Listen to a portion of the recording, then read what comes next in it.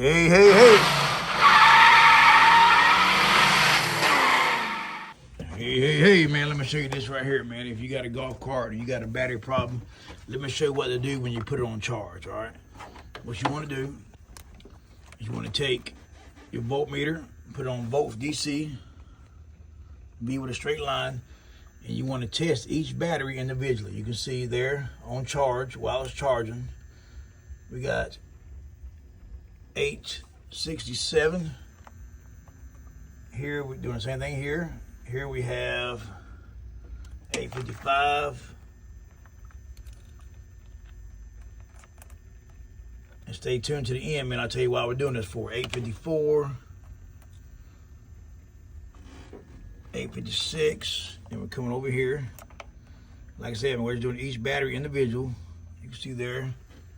856. Then we're doing the same thing here. 853. And what we're doing, man, is we're trying to check and make sure that each battery is coming up equal.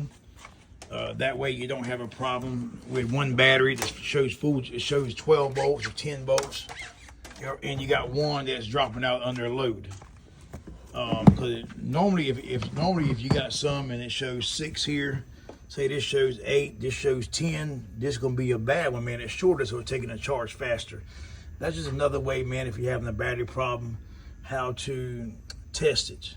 While it's on charge, check your voltage.